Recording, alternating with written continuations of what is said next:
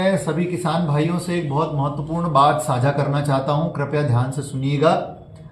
जैसे आपने देखा कि आपके आधार कार्ड बनते हैं और आधार कार्ड आप जानते हैं कितना ज़रूरी है आपकी दैनंदिन की आवश्यकताओं के लिए। डेली बेसिस पे आपको आधार कार्ड की किसी न किसी काम में आवश्यकता पड़ती है।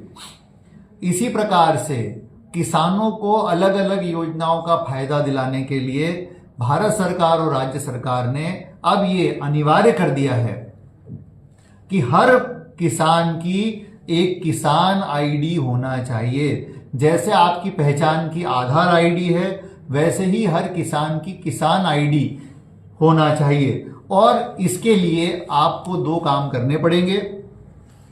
पहली चीज, आपको अपनी किसान आईडी, अभी तक देखिए हमारे जिले में 50% से अधिक किसान ने किसान आईडी बना ली है।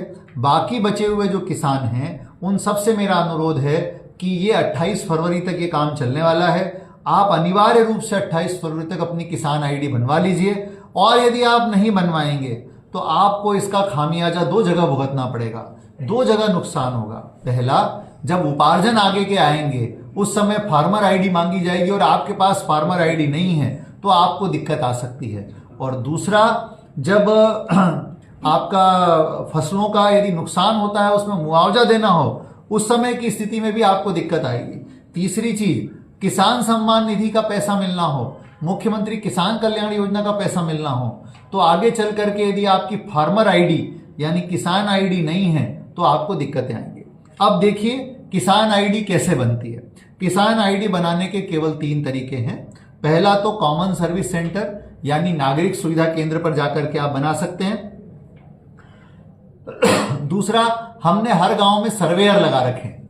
वो सर्वेयर आपके गांव के ही युवा लड़के हैं, लड़कियां हैं, उनसे जाकर के आप किसान आईडी बनवा सकते हैं।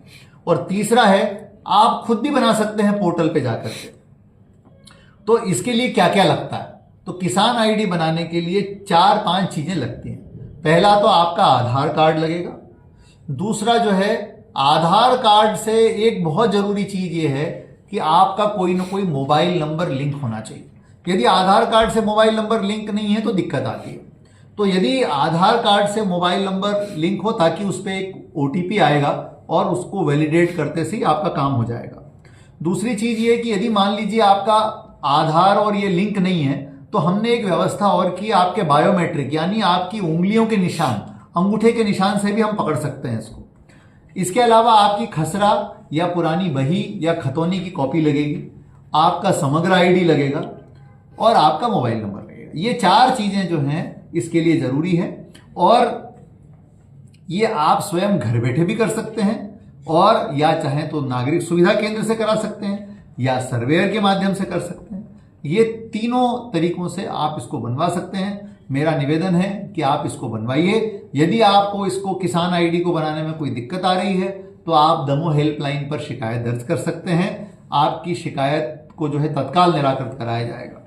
इसी प्रकार ये काम के साथ साथ एक और काम अपने को करना है, वो है आपका जो खसरा है उसकी ई-केवाईसी कराना है, जिसको हम बोलते हैं ROR खसरा ई-केवाईसी कराना। ये पटवारी इसका सत्यापन करते हैं और इसमें केवल आधार कार्ड की जरूरत पड़ती है और आपके मोबाइल नंबर की जरूरत पड़ती है। तो मेरा निवेदन आपसे ये है कि सरकार की योजनाओं का लाभ लेने के लिए आपको किसान आईडी बनवाना पड़ेगा और खसरे का ई-केवाईसी कराना पड़ेगा। यदि आपने दोनों चीजें नहीं की तो आगे चल करके आप कई योजनाओं के लाभ से वंचित रह सकते हैं। इसीलिए मेरा निवेदन है आप सबसे कि 28 फरवरी तक हम गांव-गांव में कैंप लगा रहे हैं और लगातार हम जो है अपने लोगों को भेज करके ये कार्रवाई कराएंगे। आप इसमें हमारा सहयोग करें और अधिक से अधिक किसान जो हैं अपने फार्मर रजिस्ट्री कराएं और ROR खसरे का ई-केवाईसी कराएं। ये एक बार कराना है आपको। एक बार ये काम हो गया तो आगे चल करके आपको किसी प्रकार की दिक्कत नहीं आने वाली है। तो मेरा सभी से निवेदन है कि आप ये दोनों काम जरूर करा लें और कोई भी दिक्कत हो तो दमोह हेल्पलाइन में हमसे जरूर संपर्क करें। धन्यवाद।